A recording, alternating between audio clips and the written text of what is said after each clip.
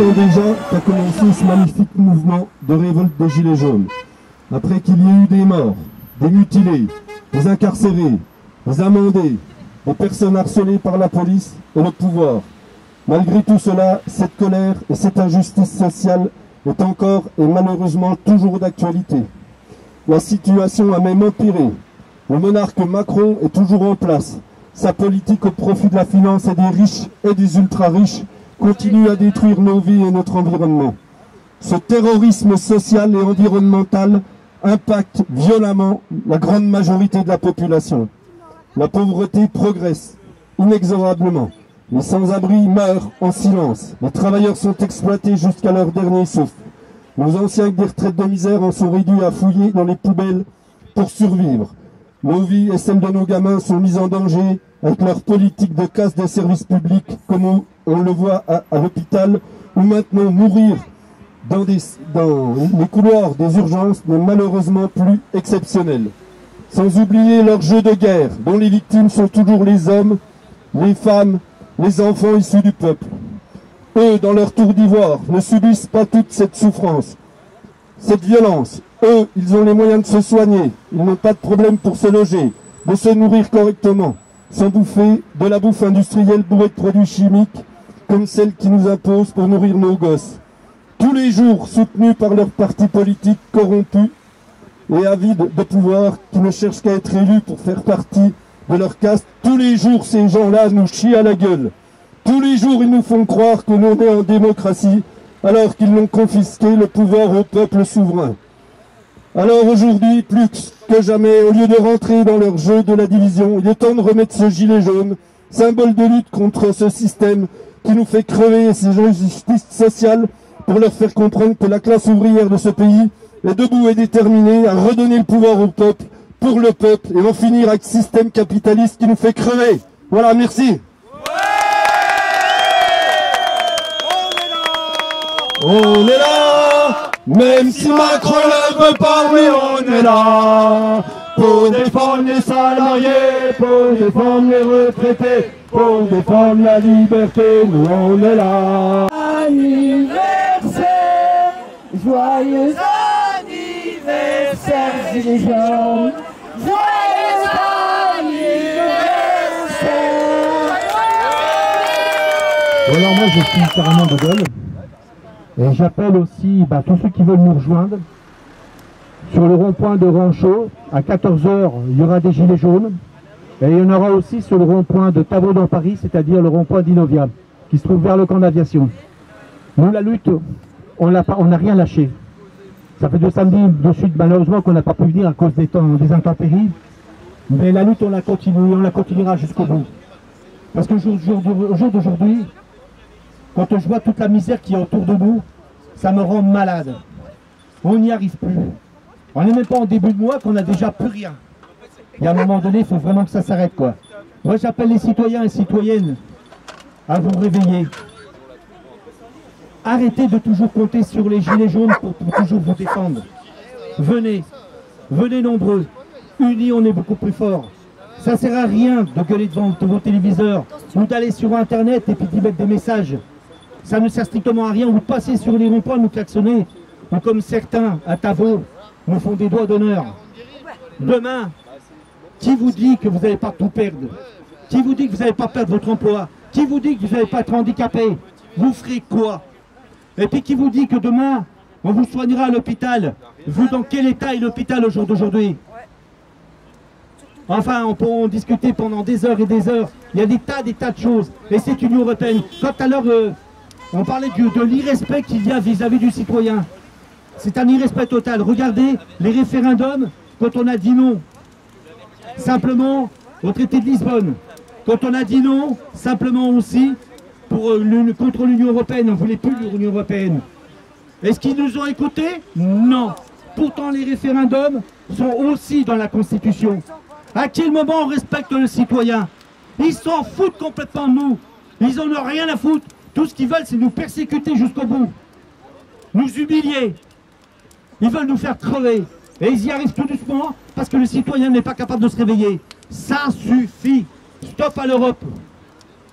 Le Frexit, on a beau nous dire, oui, bah, l'Angleterre s'en sort pas, mais nous, est-ce qu'on s'en sort? Honnêtement, est-ce qu'on s'en sort? On plonge de plus en plus. Il n'y a que les riches qui s'en sortent, qui sont de plus en plus riches. Alors on nous dira, ah oui, bah, vous êtes jaloux. Bah, c'est tellement facile de dire ça.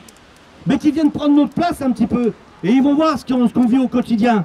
S'ils croient que ça nous amuse d'être sur des ronds-points, ça ne nous amuse pas du tout. Mais moi, ce que je reproche, c'est le pauvre citoyen qui, lui, n'est pas capable de se mobiliser. C'est à lui que je fais le reproche, parce que c'est de sa faute. Et si demain, il n'a plus rien à se mettre dans l'assiette, il ne faudra pas qu'il vienne pleurer. Voilà. Merci de m'avoir entendu.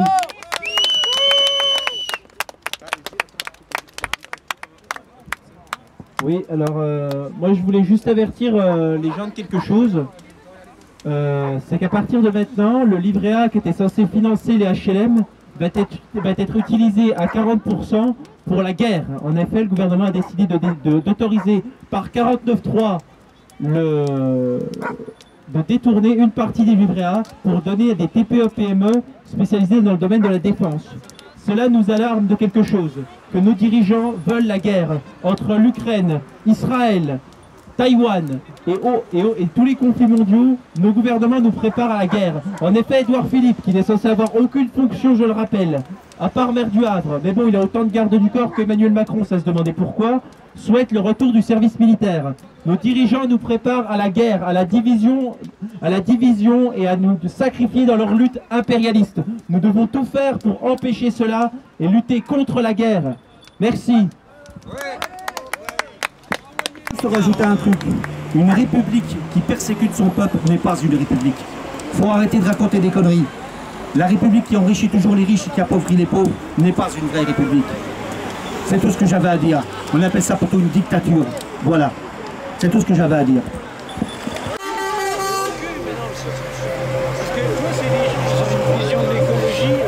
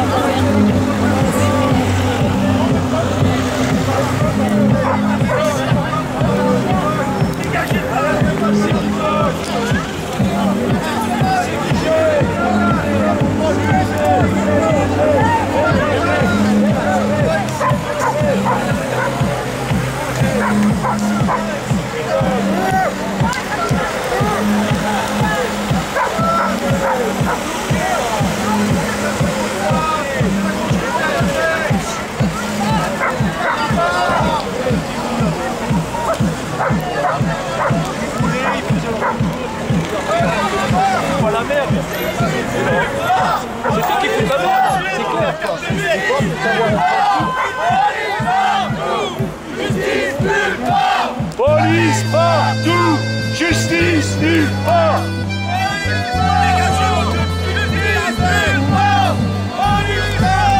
Dans le gilet jaune fripé, il s'en allait manifester dans le petit matin frileux et gueux. Il Ils sortaient tous les jours de la semaine pour crier la coupe est pleine. Ils se battaient pour qu'on vive mieux. Les gueux, ils luttaient contre la misère. Il était plus question de se taire. Ils ne demandaient pas le paradis, juste être compris. Dans leur gilet jaune fripé, pacifistes mais déterminés, ils bloquaient fermement les lieux. Les gueux, le soir ils maintenaient le blocage sur les ronds-points et au péage. Ils voulaient plus baisser les yeux. Les gueux, y a jamais eu autant de personnes pour réclamer que démissionnent tous ces politiciens véreux. Des gueux, dans leur gilet jaune fripé, portant la France des oubliés, enfin on les voyait un peu. Les gueux, ensemble ils chantaient des chansons, tout y passait bourgeois patron, le refrain Macron démission, à plein poumon. Ils veulent plus de BFM TV, de tous ces médias enchaînés qui sèment la peur, la division. C'est leur mission. Dire qu'ils ont passé des années à payer toujours sans broncher. Il était temps d'ouvrir les yeux. Les deux, t'aurais pu si t'étais malin calmer la colère et la faim de ceux qu'avance le ventre creux. Les gueux, mais tu es tellement méprisant, tu n'as pas le cœur assez grand pour y loger tous ces gens-là. Voilà, en pensant à tout ça, je me dis vivement la vraie démocratie. Ils ne marcheront plus d'ici là.